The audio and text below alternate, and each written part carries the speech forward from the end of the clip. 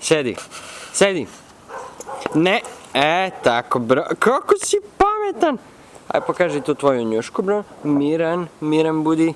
Kaže, vidi kako mi je brao njuška, ja sam najdivniji pas na svetu. Kaže, jesi li ti najdivniji pas na svetu? Vidi kako umeš da budeš miran, a? A? Šta je to? Šta je to? Češ da uhvatiš nešto, a? Ne mene, ne! Ajmo malo šprint. Ajmo. Šta je ono tamo? Šta je ono tamo? Donesi. O, Joksi. Pa rekli su bre. Mislio sam da si malo pametniji. Ali ti ne znaš da ti ja snimam, ti hoćeš da se maziš. Ajde onda da im pokažemo ovo. Da im pokažemo kako ti pružiš ruku. Evo moje ruke.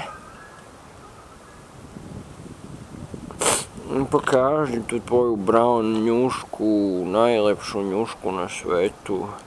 Kaži svima. Vidi kako imam brown njušku, ja nemam pigment u njušci, ja sam jedino kuće sa brown njuškom. I sad krećemo i sad... Ne! Jebe mu ti sunce! Džabe se sad šlihtaš. Nemoj na mene da skačeš, zadavit ću te.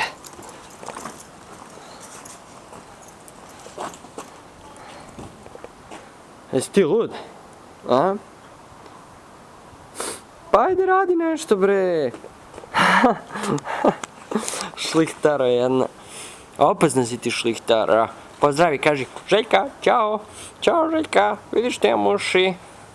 Evo, sa ušima te pozdravljam. Ćao. Ćao i od snimatelja. Opet isto, a? A, ništa od tebe. Nikad bre nisi bio tako dobar. Ajde, ljubim te.